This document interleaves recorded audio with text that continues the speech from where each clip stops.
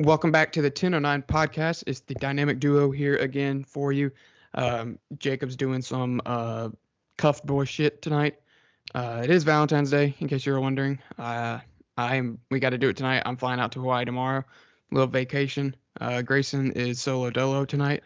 And then Seth is the cuffed man in this, so he's taken tonight. Yeah, Seth, married man. That's fine. He admits to it at least. Jacob in denial, but drove down for some nice hand holding tonight, so he will not be on the podcast, unfortunately. But Bailey flying to his boss / girlfriend, and I have no excuse, so here I am. Grayson has the love of sports, so that's all we can. They don't love me back. Yeah, and I don't love some of your teams either, but we'll get into that later. Sadly, the football season's over. Super Bowl was Sunday, obviously. The Chiefs beat the Eagles in, I'd say, a classic. It was a great game. Some questionable calls there at the end, but ultimately I think by the rule it was the right call, but a terrible call at the moment. And I think you know what that is by now. Yeah, I think the NBA does a lot of things well, and we may not know it because their viewership isn't obviously touching the NFL or honestly college football. But if you watch a late NBA playoff game, particularly in the later rounds, you will see things called less and less for this exact reason, because they've established for years now that context matters, and it takes a lot more to get a whistle in these late playoff games. Now they have a separate issue with every single play being reviewed for the last 90 seconds of the game, which is why the last 2 minutes of NBA playoff games take 25 minutes. But they do ultimately 99% of the time get those reviewed calls right, as annoying as it is.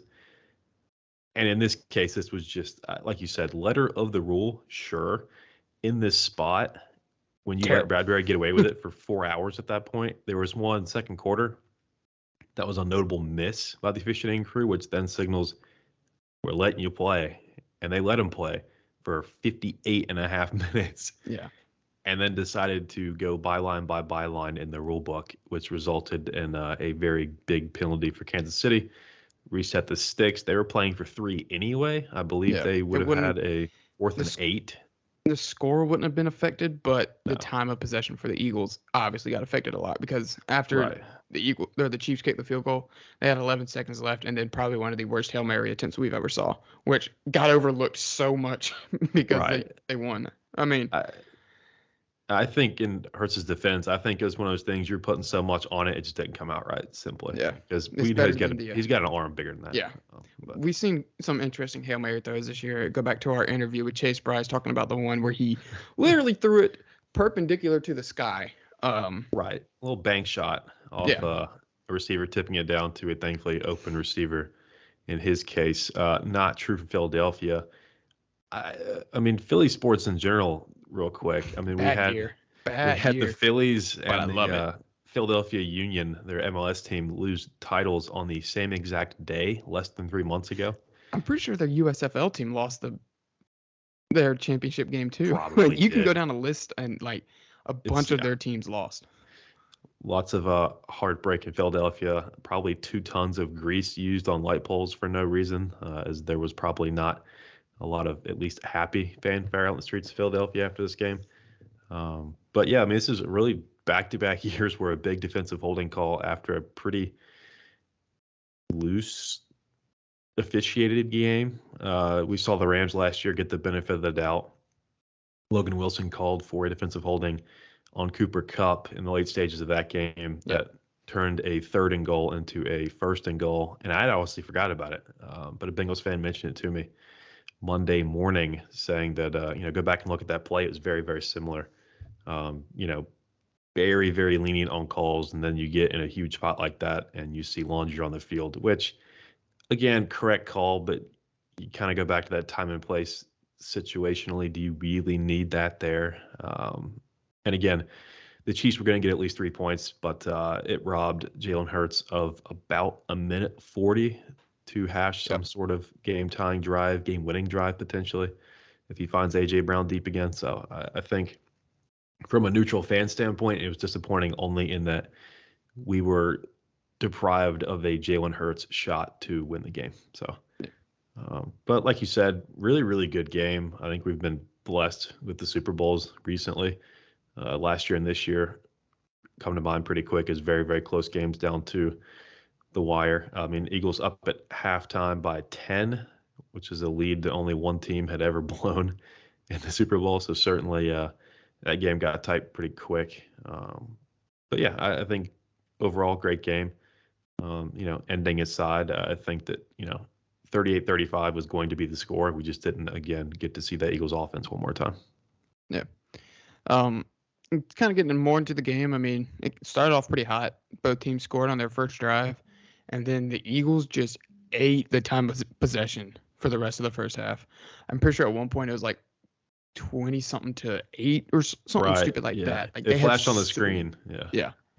I mean, because obviously Eagles, they're one of the best rushing teams out there. And at one point, they were 6 for 6 on any like 3rd down and 2 and 4th down and 2. They were 6 for 6 on those plays. Like, you weren't stopping them. I mean, Jalen Hurts had 300 yards passing, which I don't think a lot of people saw. He was the leading rusher for the Eagles too, so he was just out there balling. And Mahomes' stats don't look great, but he was 21 for 27, but only 187 yards or 82 yards because he had no time of possession. Like, they played really well, except for the field being an abomination, but that's a different, we'll get that to in a little bit. But I mean, it was just a solid game all around. I mean, because we saw the Chiefs come back out in the second half and just score on every single drive. They made some sort of adjustment, especially with those motion plays where get a guy coming out from the outside and then just run a out route back. And the Eagles were just going the complete opposite way, and they were wide open. We saw the Chiefs do that on back-to-back drives, scoring on either end. So that's why Andy Reid and all their coaches, they get paid the big bucks. Right, and yeah, just to start with the play style you mentioned, they actually took a page out of Doug Peterson's book because they used it against the Eagles in Week 4, I believe it was. The Jaguars did, where they fake eject sweep, force the Eagles to hand off coverage, and then they come out of it, and there's a guy just wide open in the end zone. It worked with Kadarius Toney initially, and then, like you mentioned, next drive down, the rookie Sky Moore with his, I believe, first touchdown of the season. No bigger spot for it. Put them up 8 at that point, about midway through the fourth quarter. And like you said, they scored touchdowns on every drive in the second half before kicking the go-ahead but ultimately game-winning field goal, which is something I'm painfully aware of as a Chargers fan. They were not the first team to do that in the playoffs. They didn't score as many in the second half, but points every drive, which was huge. If you had told really anyone with moderate awareness of the year in the league so far that a team in the Super Bowl passed for 302 and a team ran for 158, no one's getting that guess right. There's just not. No. I mean, this is you mentioned Mahomes throwing for under 200 and then Hurts eclipsing 300. That's just not something that anyone saw coming. And Jalen was responsible for all the touchdowns for the Eagles, whether it was 3 on the board rushing or the deep ball to A.J. Brown. I mean, he was their whole offense. Chiefs side, I mean, same thing. Travis Kelce or Patrick Mahomes had 3 touchdowns. Toney, Sky Moore, and Travis Kelce, of course. I said that. Pretty sure on the last podcast that if Travis Kelce scores, Chiefs are going to win. I mean, it was proven all year this year. And then my boy Pacheco finally got in the end zone for me. So he hit me a nice little prop bet for that. But, I mean, Jalen Hurts just balled out. And I think it's not necessarily a coming out party, but it was I'm for real. I'm here. Like, everybody was waiting for that game to him to kind of play bad, but he's here. He's a good quarterback. Right, and I think I may have jumped the gun a couple weeks ago with you and Jacob putting him in the top 5, but after a performance like this, it's tough not to put him in that conversation. I mean, obviously, as you get later in the playoffs, there's less opportunities to see the rest of the quarterbacks in that company. But we saw Mahomes stake his claim to number 1 as he has all year. Did win the MVP. He's the first MVP to win a Super Bowl, breaking I believe 9 QB stretch historically. Yeah, and the Super Bowl MVP. He won both of them. Right. And so that was obviously just a historical trend that was very, very odd and finally ended Sunday night. And I mean, just you mentioned third down. The Eagles were 11 of 18 on third down, and Kansas City was 4 of 8. I mean, obviously, percentage-wise, Eagles were better, but the fact they were forced into 18 third downs, I think was big. They settled for several field goals as well. But I mean, honestly, talking about Hurts getting off the hook for the Hail Mary, he Jameis Winston and bowled a football 15 Yeah. yards down the field that Nick Bolton Yeah. scooped and took back. I mean, that was bad. horrible. That was That's very, what very people bad. were expecting.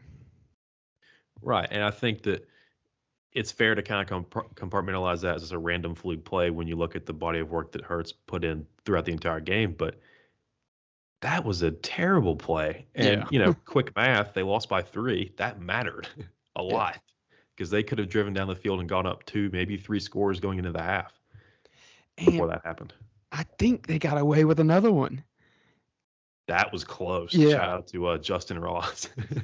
What the play we were talking about, I think it was, 2 Miles Sanders or Byron Scott? One of the two. Yeah. Made the catch, got 2 or 3 feet down, but I guess didn't make a football move. Who knows what a football move is these days? No, he dropped it. Chiefs scoop and scored. They reviewed it, called incompletion. We've seen it before. I believe Justin Ross was incompletion. I will take that to my deathbed. But there's a couple plays in there that, I mean, momentum almost swung really quickly if that would have went in too. Right. That would have been devastating for Philadelphia. They avoided disaster there, but unfortunately, that defense just was not able to get a stop. And, there's always someone to blame, whether it's worthwhile to actually get into that or not. I don't know. It's just kind of the nature of how we look at sports now. It's always got to be someone's fault. I don't think it's James Bradbury's fault. They were going to kick field goal anyway. All that penalty did, again, one that he got away with blatantly in the second quarter, I believe. And throughout the game, there was contact. But, like I mentioned with the NBA comparison, they'll let you play in these spots. Just the difference in the NBA is they continue to let you play, not just, okay, now that there's, under 2 minutes left in the Super Bowl, we're going to, again, go byline by byline and just start calling everything. But, I mean, the best officiated game is the one you don't leave talking about the officiating at all. And unfortunately, outside of that, it was a good it was very well. Yeah, I forget who tweeted it. Someone said, I literally mentioned to my company watching the game, it's a really well officiated game. And like 2 plays later, he said that unfolded. So, I mean, it's unfortunate. 9 total flags in the game. That's not a lot. 47 yards and penalties. That's really not a lot. I think most of them were just like procedural. There's a couple of Philly delay games, which were inexplicable. I think it's 2 and 2 drives or something like that. Just odd. But yeah, I think that the Philly offense, obviously you score 35 in really any game you expect to win. But, even as my Chargers found out, you can't be complete for a half and then, have the defense sag and the offense sag simultaneously because, teams like Kansas City, surely, and I mean, even Jacksonville with their good offense, but not anywhere close to Kansas City, you will get beat. So you got to play 2 halves of football. And I think the Chiefs did a better job of that. So I think that, outplayed for large parts of the game, but I think ultimately the better team did win Sunday night. Yeah. I don't know why, but I don't know if it was like, because, I mean, we had a watch party, but it wasn't a big watch party. I mean, because we did something big for like a Super Bowl board, but like, to me, the vibe was weird going into the game. I don't know what it was, but this is a Super Bowl, but it doesn't feel like a Super Bowl. I don't know. It was just weird to me, but great game. And do we want to get into the field? Yeah, Sodgate was something because that field sucked. Yeah. I mean, it always sucks. Any game played in that stadium with the movable grass, like the 2 or 3 times Clemson has played there, the field has been terrible. We have had guys slipping, sliding around. Michigan and TCU playing there this year. There's guys slipping all over the place too. So I don't know what it is that happens in there. If there's some sort of like humidity or something, dry heat, I don't know, but like. After the halftime show, it got even worse. Right, and it cost them $800,000 to put all this together. They grew the grass for 2 years. They were rolling it out to get sunlight periodically in the build up to the game. So I mean, it's not a lack of preparation. I think it's just acknowledging that you can be as careful as you want to, as meticulous as you feel like you need to be. It's just not an effective playing surface conducive to football. Yeah. And I mean, people are saying that I think largely Southgate's a joke, but there was somebody that went in the All-22 and dug around, and I think it affected the Eagles more technically on like a per incident basis. That doesn't matter. I think the surface was they're playing on the same field. right. The grass That's doesn't the only change when you equal give, part of the game. right. So I think that again, largely Southgate just a joke. NFL fans looking for something to roast Goodell over, and oftentimes he delivers. So I think this is the latest iteration of that. But they got to figure something out with the field thing, because that again, you don't want to hear about officiating. You really don't want to hear about the field. Yeah, that's the ever. last thing you should hear about. No, ever. And again, it's not a lack of hard work. I think it's just a lack of. It's just not. It doesn't work. You can do anything. They treat that grass like royalty for 2 years. It's just not, again, conducive to what they're trying to do on top of it, and that's just the whole issue. It's got to be something where like the water vapors get trapped or something, because I ate shit. Like I was running because our senior year when we were playing at Ohio State, I was running on the sideline to do something, and I just got bad feet anyway. But like I tripped and I just straight up slid instead of like stopping and I just had a grass stain all down my shirt, and I'm just like, this is way too slick out here. So it's something with that Arizona field, just and stuff like. I think it's something with the taking it in, bringing it out, taking it in, bringing it out, changes things up. But I mean, in the end, it affected both teams, so you can't really complain about it. Right. No, and I think that a lot of the complaints were just on behalf of both teams, not just one. Something interesting, just glancing at headlines throughout morning talk shows yesterday morning and a little bit into today. Would you describe this run the Chiefs are on as a dynasty?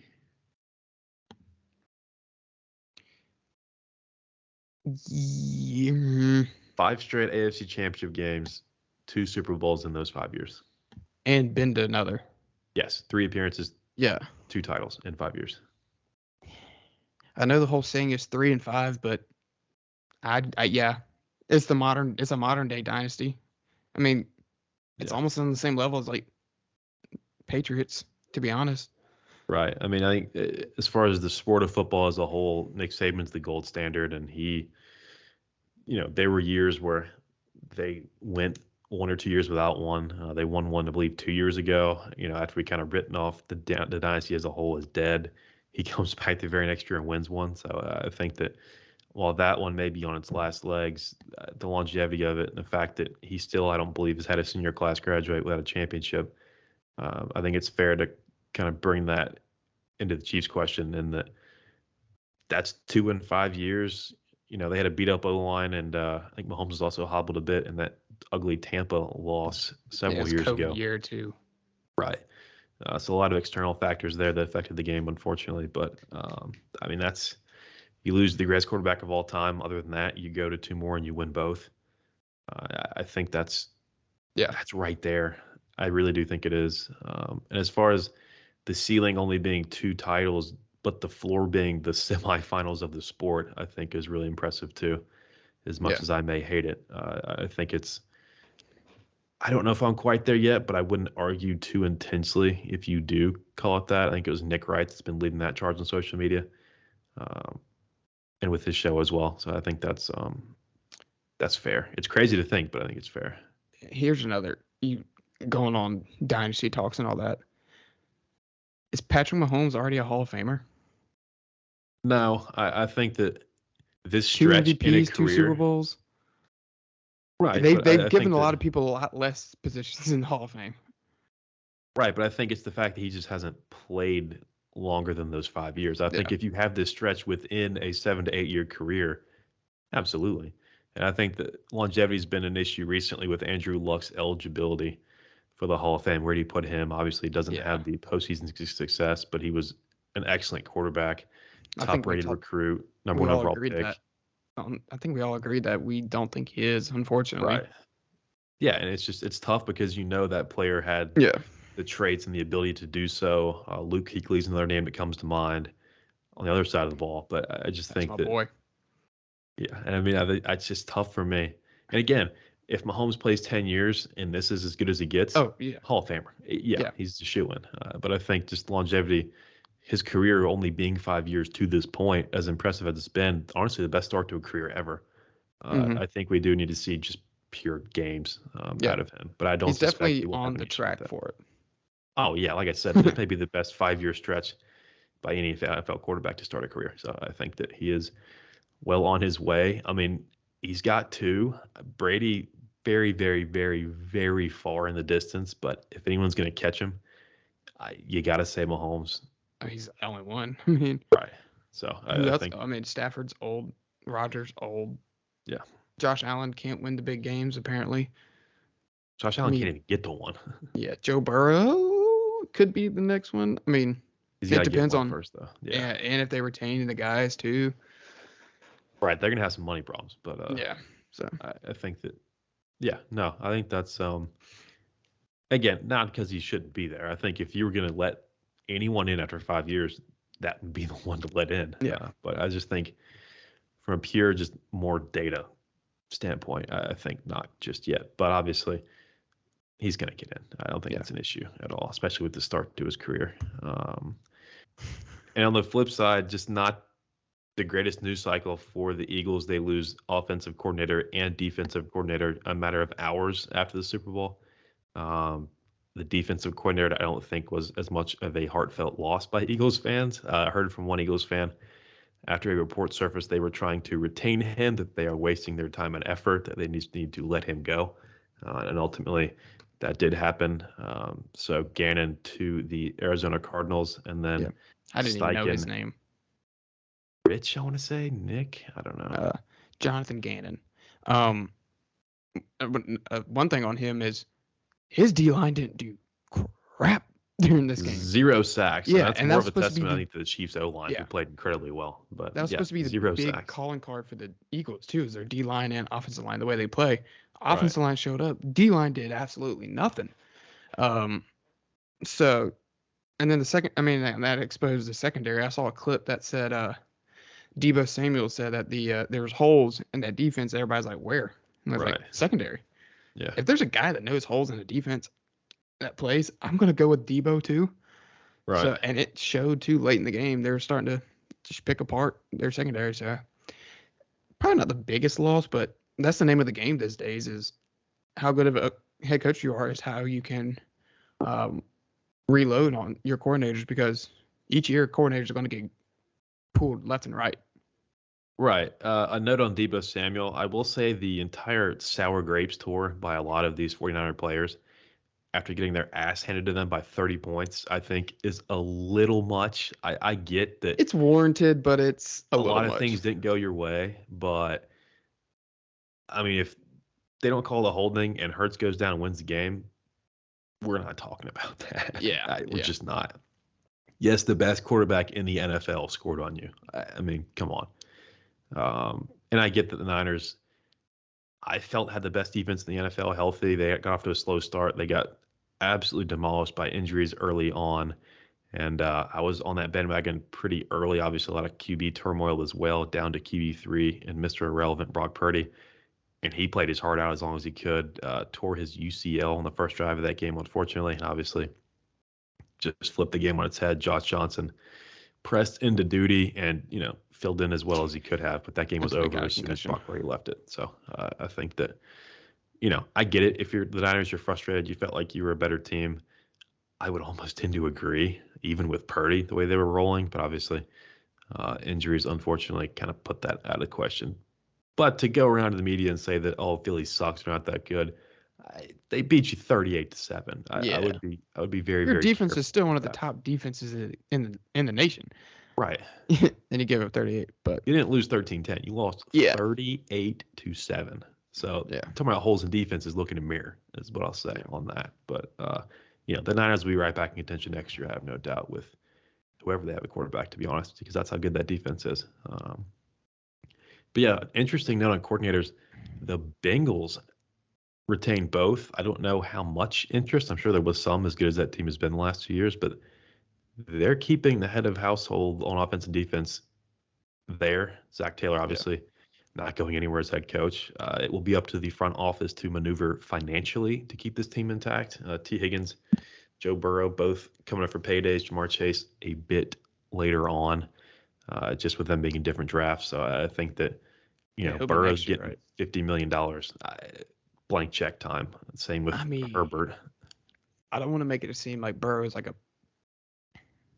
what kind of guy he is, but I would take a pay cut to keep two of the best receivers in the league. Like, Right, and he absolutely may. It's something yeah, that Brady did. It's the exception, not the rule, as we yeah, see in Baltimore, where obviously there's no elite talent around him to take a pay cut for, but he's also not doing it. So yeah, I think that would it be good to see from Burrow? Absolutely. Should he feel obligated to? Absolutely not. yeah. We saw his rookie season how quick things can change in football.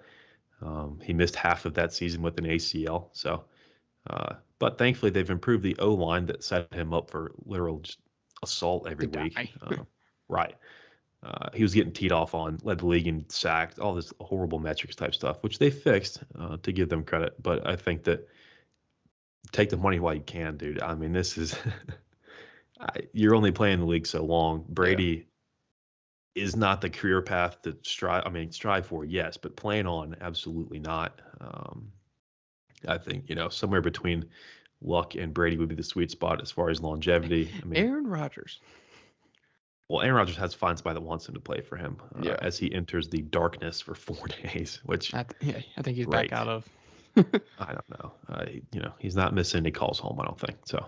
There's that, but yeah, it's just interesting. Coaching carousel always spinning, as you alluded to, especially coordinators. But it looks like Eric Bieniemy will once again not receive a head coaching job. There's also some lateral move interest from several teams, and I mean, obviously, with the success that Chiefs offense has had, best quarterback in the league at the moment, leading that offense. And when you look at their roster, the skill talent, I mean, you've got Juju, you got Hardman, you've got an excellent rookie running back in Pacheco.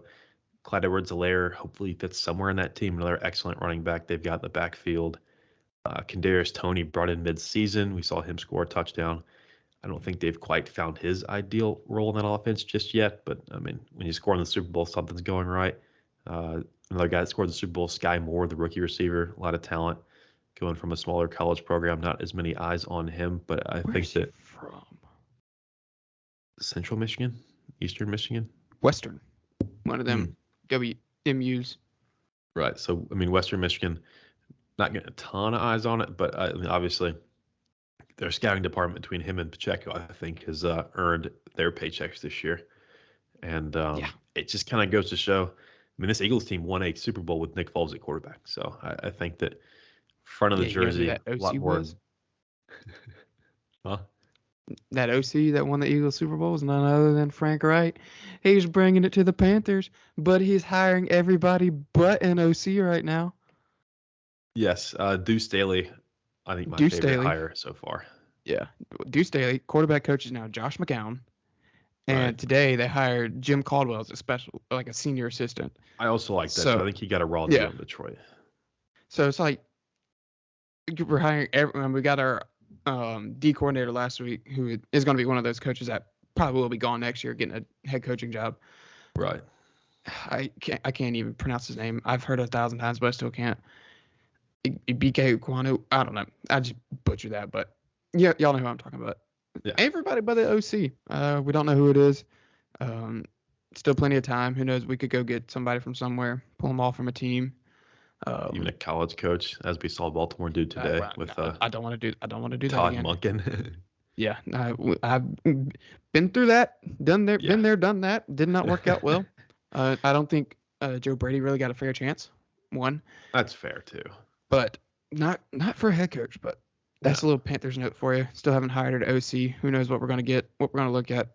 Right. I think Jim Bob Cooter, that talk is kind of slowly fading away. But that's true. You never know. But a note on the Ravens hire. You better draft Mark Andrews pretty damn early in fantasy next year. Just what he's been able to do at the collegiate level with tight ends. Yes. Especially 2 tight end sets. They've got Isaiah Likely, who showed a lot of promise his rookie year in Baltimore. So. Oh. That was a Georgia offensive coordinator. Yeah. Oh, my God. I totally blanked on that. Yeah. Is and Georgia will promote Mike Bobo to offensive coordinator. Oh. Yeah, getting a little cocky there, I think. Oh But no, oh no. We have seen plenty out of Mike Bobo, and it's just the I'm three-peat pretty. is on life support, I think, is a Was fair he at South characterization. Carolina at one point? Yes, him and Muschamp. Yeah. So yeah, Oh no, Georgia, the end of the dynasty might be here. That didn't last long. well, they could still win every game 10-3, I think, as we saw last time we played them. So yeah, they're absolutely carousel. Got Monken, I think it was the most recent development today once Philly finalized losing both their coordinators. I will say I am glad that the Colts decided not to give the head coaching job of an NFL team with serious aspirations to win anything to Jeff Saturday, who excellent player, great ESPN personality, good story he filled in Indianapolis, but he was terrible. That team was terrible. Again, I'll go back Yeah. to what I said the last time we brought this up. The fact that Steve Wilkes got laughed out the door and Jeff Saturday got 17 interviews is just a joke. I Yeah. think that that's just unbelievable. Now, Steve Wilkes did land in San Francisco as the defensive coordinator, so I think ultimately he will be fine. Niners are a great Yeah. organization, and obviously, in my opinion, again, the best defense in the NFL. So no better place for him as far as defensive-minded coaching. But just a bit of a gap we've tried to bridge with several rules that don't seem to quite work because that results in Tony Elliott getting interviewed for the Panthers job to check a box. So That uh, happened. Did I miss last that? cycle, yeah. That would not have turned out well, seeing how. Well, it I know wasn't it's. serious in Yeah. the first place, so it was disingenuous that it even Yeah. happened. But the way they're trying to attack it right now with certain disparities around the league, that's just a product of that. So, but yes, that's just about everything NFL. I don't even know if we mentioned it. I was so kind of annoyed with it at first. I didn't. Kellen Moore is now the Chargers offensive coordinator. So, I'm told the stats are promising, but it's the damn Cowboys. They don't win Yeah. anything. They have not won anything since Troy Aikman was our age. So I think that's just a note of caution for me. It's like they weren't a terrible offense, but they were just like It's I the think they had. Cowboys. There's no other way to Yeah. say it. They It's had just the too many Cowboys. mouths to feed, and Yeah. too many dumb people in there too. Right. I think, maybe his voice was not heard loud enough over some of the less effective folks there in Dallas. But I think that, I don't know what the future holds for Keenan Allen. There's a lot of cap casualty smoke out there. Hopefully not much fire, but obviously, Keenan's been excellent for us since he got drafted out of Cal, and I would really, really, really hate to see him get cut. But I also don't want to be the Saints paying him $50 million. So I just think that there's a balance there, and hopefully they lean towards keeping him. I think him and Mike Williams, healthy on the field, is a top 5 receiver duo in the NFL. And I would love to add to that via the draft, not replace a portion of that. So that's just me being an armchair GM. But we'll see. That Herbert clock is ticking very, very loudly. And that sound you hear is the Brinks truck bracking up to his place of residence, as it should, along with Burrow, like we mentioned earlier. And Sam Darnold. I was going to say and Lamar Jackson, but he's not getting paid like that. So, some people think they're going to get paid like that. I can guarantee you the two that absolutely will. And that is the young guns in Burrow and Herbert. But yeah, so selfish side note, I have nothing but hope at this point for the Chargers and their offense, which is usually leads me down a path that's very, very dark and sad at the end. But, we'll see. Hopefully we'll score in the second half of the playoff game next year. Other note I got on the Panthers. Don't know what we're gonna do about quarterback. Get If we're Baker gonna again. trade up, get lucky to get. I think I've made it pretty clear. I don't want Richardson or Levis. So the other option is try and trade up for Young or Stroud, or just roll Matt Corral. Who knows? So probably more to come with that here soon. But other than that, I think that pretty much wraps up this NFL season and the football season in general. Unfortunately, we have to wait until September now. Right. One note on the Panthers quarterback situation. Vegas can be trusted at arm's length, especially in some volatile markets like this. Derek Carr is currently indicated to be a Carolina Panther. If you look at Well, he's those odds, free agent now. so They released him, yes, so they released he's him not going to today. be traded. So that's big. Yeah, as they should have, because Derek Carr is not good at football. So I would there's take that him. minor Honestly, note. I would take him Well, over you've what we taken him got right once to now. win the division, so I would take him as my quarterback. I don't care. Who's going to beat the Panthers next year? Andy Dalton? right. But Andy Dalton's going to be cheaper. You can keep every aspect of that young and very exciting defense, rather than Derek Carr, who will, weep on the podium after he loses, 4 out of 5, 6 out of 7, and does not have Devontae Adams to throw to bail him out of what was a disaster in Las Vegas this year. If you're looking around at a lot of talent and you're not winning games, you're probably the problem. And I think Derek Carr is safe to say was the problem in Las Vegas. But I mean, if they bring in Jimmy G, there's potential there. Jimmy G is very, very well versed in how not to lose games, so I think that could work out well. But like a lot of these quarterbacks, Jacoby Brissett's available. Like, he's a good, serviceable quarterback. Yeah, he's good first 5 games of the year. Was he really? We were at the point where like we were counting games to see if they were going to make the playoffs. Well, yeah, and then he decided to lose 3 of the first 5 games, I think, with a pick inside the last 3 minutes. So that was short-lived. See, that's early in season. That's when you let your rookie quarterback get nice and used to the playbook, and then you throw him in about that 5th game of the year, and then bam, playoff run. See, simple math. I'm an NFL GM.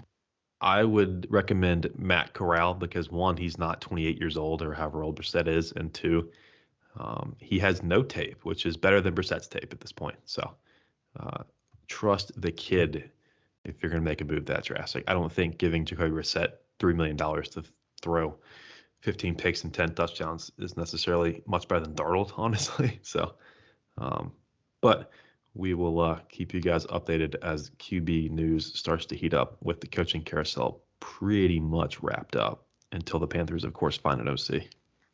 From the kings of the NFL and the Chiefs to the most beloved beam lighting franchise in all of basketball, like the Sacramento Kings. Sacktown, suck on our sacks.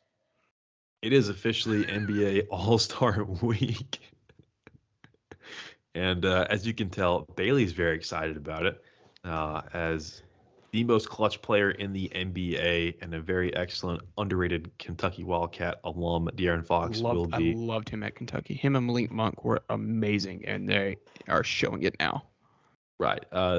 Fox will be represented in All-Star Weekend. He was named as a replacement after injuries to Steph and Kevin Durant, so he moves up. I think he should have been in anyway, but I think that is very good to see this Kings team surprise to all. I won't even say many. I think they still sit in position to host a playoff series if the season concluded today. So again, one of the great stories of the NBA year so far as we reach not the halfway point in the schedule necessarily game-wise, but halfway point in the season. Right, mid-season point where we're going to take a week off and get some entertainment out of some individual guys. Yeah, and I think they played the Mavericks past 2 nights. That weird schedule that we talked about the other day.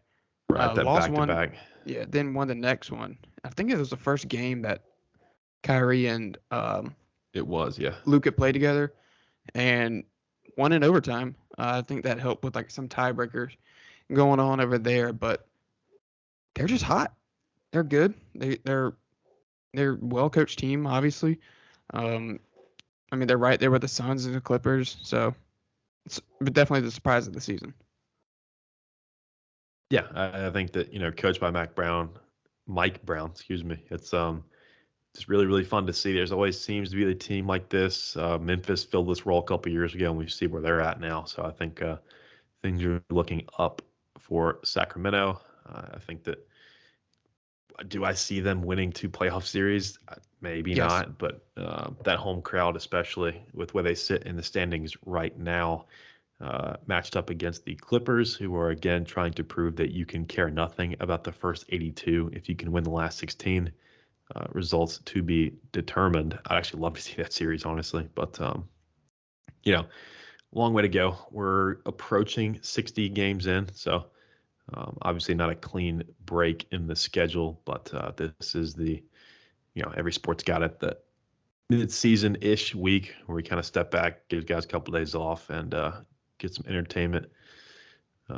One of those things that they do is the three-point contest, and it's not often I say this because this team historically is atrocious at three-point shooting, but Isaiah Joe, the NBA's leading three-point shooter by percentage and member of my Oklahoma City Thunder, is not in the three-point contest, and he is one of 10 top 10 shooters in the league percentage-wise that is not in the three-point contest. It's a name game.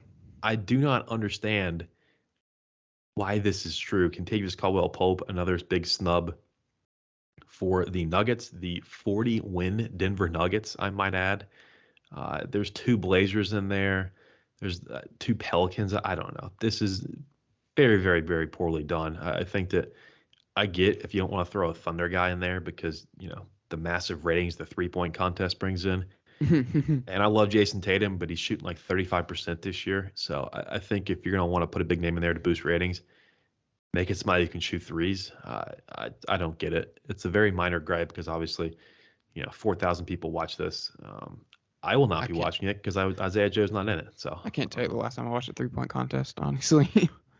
I tuned in for the finals last year when I got word that Karl Anthony Towns had advanced to that point. He actually won the competition. So, again, that's NBA trivia. 2 out of 10 people on the street would get, maybe less. But, it's entertaining. The guys that get hot, you'll see clips on Twitter, things like that, which is, I think, how a lot of NBA is consumed, for better or for worse. But I think that it's a great opportunity to let some guys not quite as big of names make a name for themselves, kind of get on people's radars. The Thunder have been on TV twice this season, and that number not likely to increase. So it would have been nice to see Joe get a chance to light it up in front of the big all-star crowd. But unfortunately, reportedly, I don't think it's been officially named by the league yet, but Shams and Woj usually on top of this kind of thing.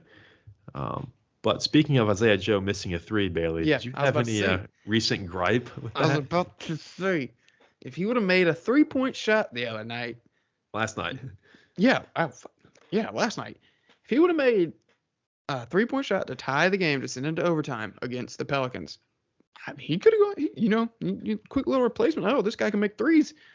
No, he missed a shot and missed me out on about $400, $430. Had another parlay. Had the Nuggets money line, which was even. Had the Magic money line, which I finally bit the bullet and bet them instead of them tearing me up past couple weeks.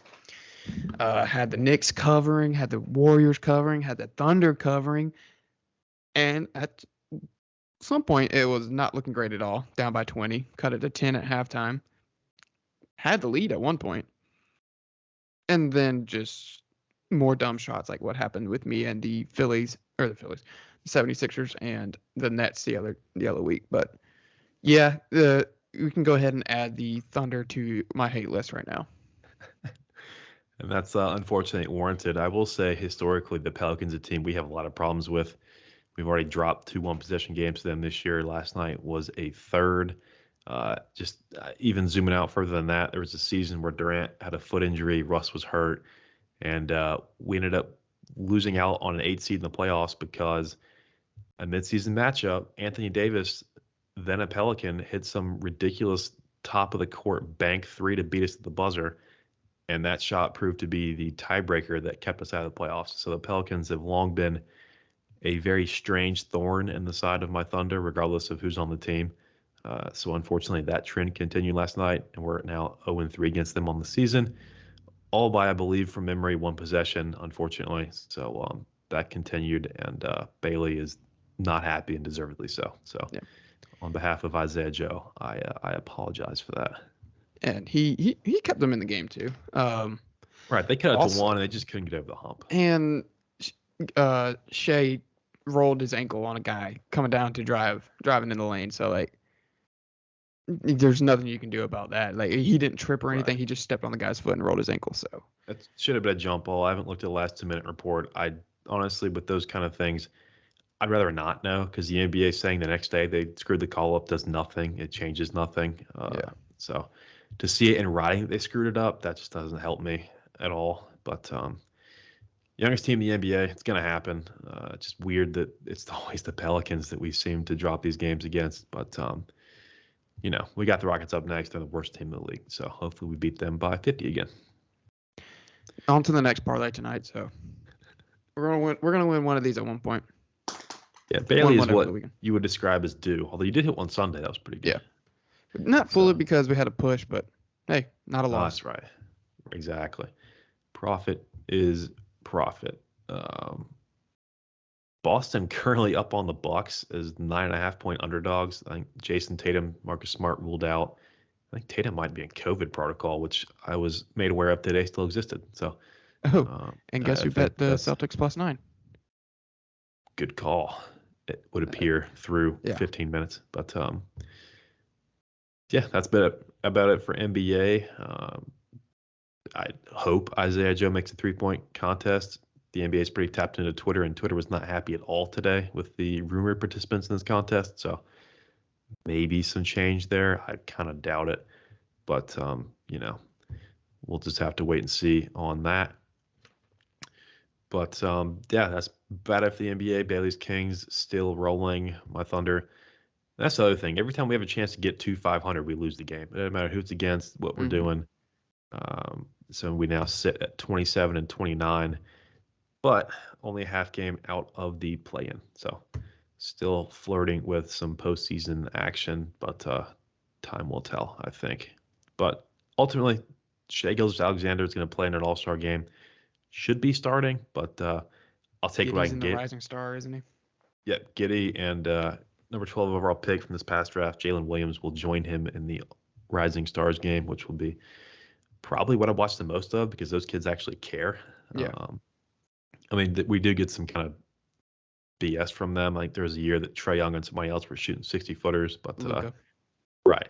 So I think there's entertainment to be had there. I don't know if they use the Elam ending or not, but I'll be tuned in for the Thunder guys, at least passively. So that'll be fun this weekend.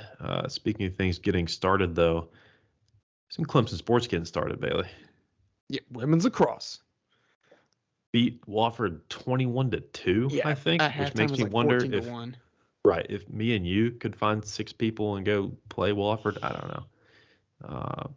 But as softball has shown for several years now, there's just something about Clemson programs and getting started. They tend to start off well. So obviously really cool to see another sport really start. I don't think we've ever had a lacrosse program at the collegiate level past club.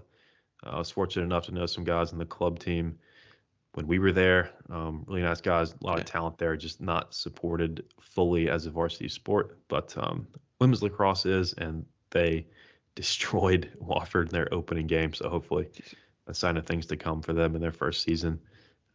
Clemson softball, consensus top 8 team in the country, a new high for a very young program that's shown a lot of promise behind, of course, Valerie Cagle, who is the Shohei Ohtani of college softball.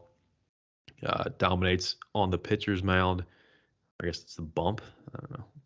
There's a technical term. Circle. The circle, yes. Dominates from the circle, and of course behind the plate, helps her own cause a good bit as well. They're often rolling offensively. Some non-conference teams getting absolutely murdered as expected with this team. See.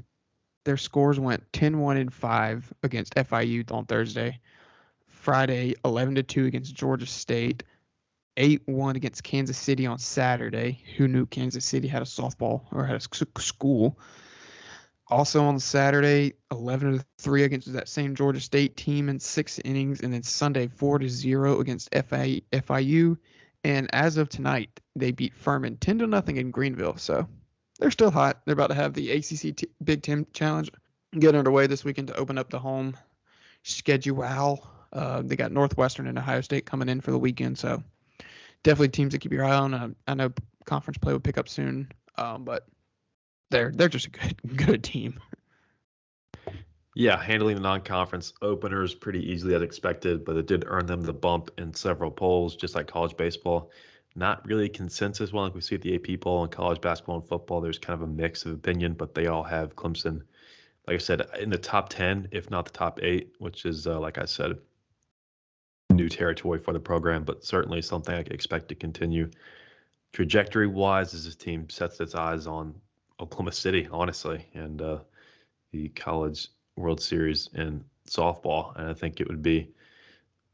I'd be interested to hear if the youngest program to advance to that point in the postseason. I think that there can't be many more programs younger at Clemson that. I mean, they haven't done it yet, but certainly it's on the table. They keep playing like this as the competition increases, but I think they'll be just fine. And yeah, no pressure on Baggage and the baseball team as they get started this week with some non-conference. I think Binghamton is the first matchup we've got this year for them. I tried to pronounce it the other day and absolutely was butchering it. But overall, I mean, D1 baseball sent out their projected 64 for the tournament. Spoiler, Clemson's not in it.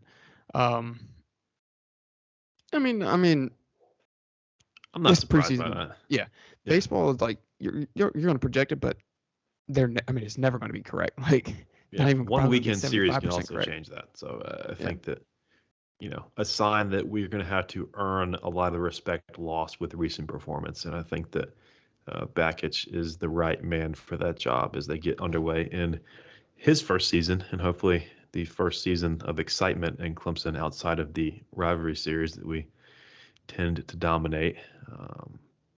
South Carolina is preseason ranked for. Even better. Let's see. Let's go through. Because ACC and SEC just dominate college baseball. Right.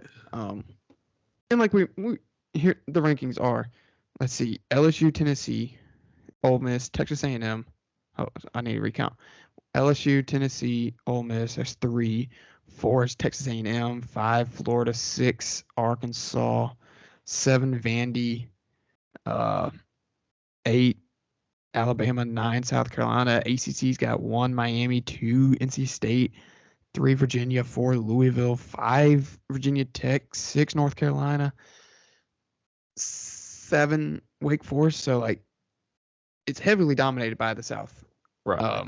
And the Wake Forest is the ACC's highest team at 6. So, and this is all according to D1 baseball, but it's going to be fun to watch some of the baseball being played around the area, and especially if Clemson's able to, shock some teams. In Backich's first year, I think we said it the other day. Don't do too much this year. If you make a regional, fantastic. Just do better. Just do better than the past couple of years. So. Right. I think correcting the general direction of the program is step one and one that should not be overlooked. This team will not be in Omaha. I think it's safe to say this year, but if we can reset expectations from making the ACC tournament to making the postseason at all, especially past the ACC part of things, I think that that's going to be a good thing for the program as a whole. And like I mentioned, new leadership. Monty Lee took his talents to Columbia, so good luck with that, I guess. And that will make the series in March much, much more interesting, I think. And should be competitive as usual. And hopefully Bakich can at least win the state in his first year, if nothing else, because that goes a very long way, no matter what sport it is. He hasn't. I don't think he's released the weekend starters. I don't think we know that I have as not of seen yet. it. Yeah. So that's also something to keep your eye on. I think I was reading something where there's 6 guys that are in contention for a starting spot on the pitching staff. So that's a good problem to have, I think. He's got the arms. Right. It's just, are they going to be consistent? Because last year they were very up and down. But we got a stud. Right. I mean, Cooper Ingle's going to be a stud. So. Oh, absolutely. Yeah, there are several names that I think it's very fair to expect a lot of production. Back. Yeah. Jackson Lindley pitched a good bit last year. Caden Grice is also going to be back on the bump a little bit, I believe. So yeah, there's Nick Clayton's back. That's kind of big. He showed off a good bit last year, so it's gonna be interesting to see who he's gonna roll out there for the first week of the season. Yeah, I suspect the first weekend series rotation we see will not be the same. Yeah. But we're gonna have to plug and play a little bit, get that rotation figured out in the bullpen too. It's kind of how that pecking order will look going into conference play, which, as we mentioned, the ACC loaded once again, and there's going to be an ACC weekend series to watch. It feels like every weekend of the season with just how much talent there is, especially when you look at rankings. Yep. Let's see. Got anything else you need to cover? Yeah, last and certainly least, Brad Brownell is back. Clemson basketball is back on the bubble. They have played their way to, I think, a little bit of a quick discussion on their resume as far as the NCAA tournament. I think they're in. I've seen a lot of people dropping them to the bubble, that 11 seed line somewhere in there. I think it's a little premature, but what have you done for me lately? Absolutely. Yeah. This team has done nothing lately. They went up to Chapel Hill most recently after a week off and got embarrassed by. It doesn't help when a team hits 15 threes. I don't care. They were so wide open they could hit 30. And of course, last night North Carolina shoots like 5 for 30. Yeah. In a loss. So Miami, I would say that's a good loss. They actually beat North Carolina last night relatively convincingly. They ripped up 5 in a row. We have relinquished our lead in the ACC, a byproduct of 3 straight losses. Still a game back. So it's tight up there, and we still got to play Virginia too. Right. There are 6 teams within 3 games, or excuse me, within less than 3 games. There's 2 more 3-backs. This is a very up in the air conference. Looks like most teams are 14 games into a 20-game slate. So kind of running out of time, to be honest, to make up games. But I think that, the head-to-head matchup against Virginia is looming very, very large, as there is only one. So that's going to be huge. In the very likely event, we have some teams tied at the top after 20 conference games. But we got some must wins. Like this week with Louisville and Florida State, if we lose either one of those, I want to see cardboard boxes. I do, because 10-1 is nice, but do we really want to be the Arizona Cardinals of college basketball and impress in the early months, and then when you really have to batten down and win these conference games, you can't do it, and you play your way out of a top seed in the conference tournament, as well as any seeding, if not favorable seeding in the NCAA tournament. So, did you see what Dickie V released last week? No. He released his Coaches of the Year candidates. And this was February 8th, mind you. Yeah. Take a guess which one of them was.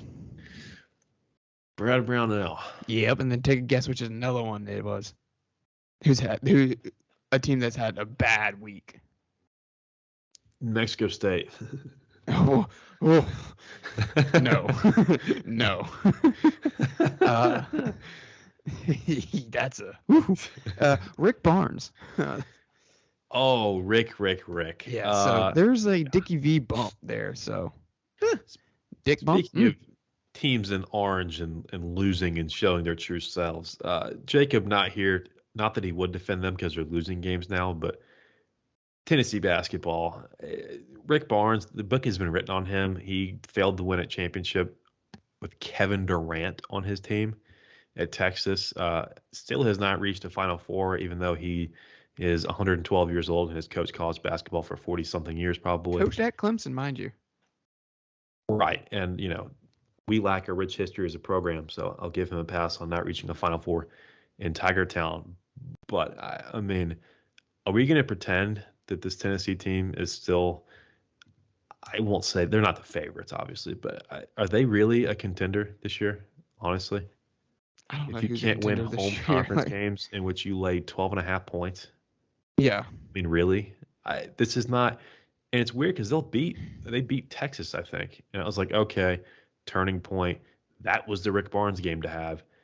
And they dropped 2 in a week at the buzzer, I believe, in both cases, which is hilarious. But I think that, my knowledge on the NCAA as a whole, basketball-wise, is not Yeah. nearly as much as football, but I was really confused. I was looking on ESPN the standings in the SEC, and I saw Georgia at number 1. I said, "What the hell?"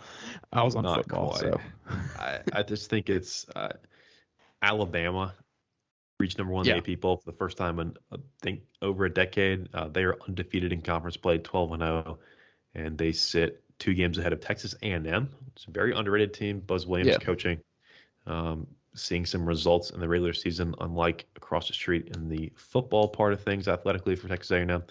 And then Tennessee is 4 back of Bama, 2 back of A&M, 8-4. Like I mentioned, they've dropped back-to-back games. But yeah, yikes. Someone told Rick Barnes week ago it was March because this is what Rick Barnes does in March. He loses every year. He lost to Sister Jean last year. Like Oregon State beat them by 20 points. I don't know if it was last year or not. It all runs together because it happens yeah. every single year. If it's the second weekend, you can know because you turn on your TV and you don't see Tennessee. It's been at least a weekend in the NCAA tournament because a lot of times he's not there. His reputation, I don't know where it comes from. Is he the best coach to not make a Final Four? I have no idea because those things aren't on a lot of minds because they don't matter. Yeah. Because the true legends, as far as coaching, they win. And you can be cranky like Jim Boeheim. He's won. Which is Coach K, Roy Williams, both exiting the game in recent years. They won a bunch. And so I think if Rick Barnes wants his name in the same paragraph as any of them, Got to win one. you got to win something. Yeah. And I realized that at a program like Tennessee, there's not a super rich blue blood history like they pretend they have in a football program. But I think that there's just something to be said that we hear the same tired narrative every year. I think they won the SEC last year, so they've got a real banner next to the regular season championships, which of course no one cares about. But I think that Unless you're Clemson. I still don't care about them. I would 100%. I think it's an embarrassment to raise. Or Big Cat in Wisconsin. Well, that's just different. The Big Ten, we know who runs that conference, and Frank Kaminsky is long gone. So, Yeah. I don't know. I mean, could Tennessee reach a Final Four this year? Yes. Do I think they will? Absolutely not, because history tells us a lot, and history tells us that no Rick Barnes coach team has ever been there, and I don't think that a team led by I think Vescovi, a wannabe Luka Doncic, who has all the flops and not a whole lot of the scoring prowess compared to the Serbian legend. I think it's a little bit like we've seen from the baseball coach and even the football team, a lot of theatrics. And then when the spotlight turns on, they shrink and they lose. And all of a sudden it's, oh, you can't have fun in college sports anymore. No, you have fun when you win, not get swept in a super regional, not lose to Georgia by 20 and pretend you're the best team in your even own division of your conference. And you can beat a true freshman quarterback in an Orange Bowl and pretend like you're God's gift to college football. I'm just saying, let's pump the brakes a bit. But obviously no one in Knoxville or Vol Twitter wants to hear that. So, if you need a reality check, there it is. Because, Glass House, Clemson ain't going there either. We might not even go to the tournament at this point, as Brad Brownell. Speaking of revealing true colors, I still maintain should be fired. I don't care if we hire Rick Pitino and every win we get for 5 years is vacated. It'd be fun. They've still got a championship banner from when he was there, and it's not going anywhere. And we've got nothing. So, was it really fun to watch for 2 months? Sure. Am I surprised by this as we enter the stretch run? Nope. No. I would love to watch us in the NCAA tournament. I just may be harshly realistic about our chances, especially given 3 straight conference losses. But this week, as we mentioned, must wins. Louisville, which is just a disgrace to Division I basketball, let alone Power 5 or 6 if you want to throw the Western Conference in there. But Florida State has fallen a long, long way with Leonard Hamilton at the helm. And that's a team, obviously, they're always going to have a lot of length, a lot of size. It's going to be a problem for Clemson when we've been getting smoked on the offensive glass all season. Baycott in his 7th year at North Carolina just kind of proved that issue once again. And unfortunately, after a week off and get dominated on the glass by Miami, similar story against North Carolina. just I don't know what second chance points was. I guarantee you we didn't win that particular stat because they were raining threes down 2 and 3 times the possession, and we were lucky to get one quality shot off, if any. But like I said, it'd be nice to turn things around, but I think the week off heading into a place we've only won once in program history was a great place to do it. And unfortunately, we were 20 points short of accomplishing that. We were there. So. At one point, Baycott, Caleb Love, Mickey Black. Baycott I hate him. He's a little shit out there. Good player. He slapped the ball out of PJ Hall's hands at one point, which is bold. I realized that he's got another year of eligibility, as I was unfortunately informed of by a North Carolina fan over the weekend. But, following that, he's going to take his talents professionally to like Kazakhstan. So I guess he's going to have to get this showboating out of the way now. And he's out there throwing elbows and stuff. I mean, if you're at Duke and at North Carolina, you're not going to get those calls. I mean, we've seen it for years. But there's some of those they were just getting away with a lot. What I was trying to say was, at one point we had like 50-something points, and then a combination of R.J. Davis, Caleb Love, and Baycott had over 58 points or something like that. So they had more points than us. But I don't know. He's double, good rebounder, but he gets away with a lot of flailing elbows. Yeah, and I think his professional career will resemble that of Tyler Hansbrough, although he will not be drafted that high. So, great college player, see it all the time. I still will never forget the fact that Frank Mason won a Wooden Award and almost didn't get drafted out of Kansas. That just kind of sticks in my head. But it is what it is. I'm sure he'll be back for year 8, Stetson Bennett style next year, because like I said, there is not a lot of money waiting on him after UNC, and when in the NIL era, they are more than happy to have him around as they somehow find him entertaining, which I'm sure he is when you're rooting for his team and not on the other side. Yeah. But Teddy Valentine had a Teddy Valentine game. That wasn't why we lost. I didn't realize it was 20. TV Teddy until late. I was texting, messaging in my group chat on Twitter, and one of them, Cam at Chatting Average, who's their UNC guys, he's like, yeah, it's TV game Teddy. I said, crap. I mean, it affects both sides, too. He's just one of the worst refs of all time. Just does not help, and it's more frustrating when you're down 20 for the entire game, or half the game. But, it doesn't help when PJ gets in foul trouble early in the game, too, so. Right, I'll give him credit. He was still taking charges with 3 fouls, so that was good to see, at least from me. And they were getting visibly frustrated too. Right, because I think as the league grows and Teddy gets on TV, I think that lends to a lot of frustration, rightfully so. But we got to win these next 2, and hopefully next week we're not ranting about Brownell and Clemson. Other than that, I don't have too much more. Yeah, that should about do it. I don't know which of my 3 co-hosts will be allowed by their significant others to be here next week, but I at least will be. And whether it's one of these 3 guys or Chat GPT, I will find a way to have another voice on the podcast, and we will. I'll be back Monday, and I'll be back at least with me next week to keep you guys up to date on any big news in sports over this past week. It will not include football, unfortunately. The XFL has been resurrected by The Rock, but Jerry's still out on that product. But it's football, and it'll be on TV, I think. So we will find a way to shoehorn it in to Clemson, everything, and the NBA. Our quick golf segment, Scotty Scheffler won the Waste Management Electric Tournament as usual. Tiger Woods announced that he is coming back for his first competitive PGA Tour event since the Open of last year.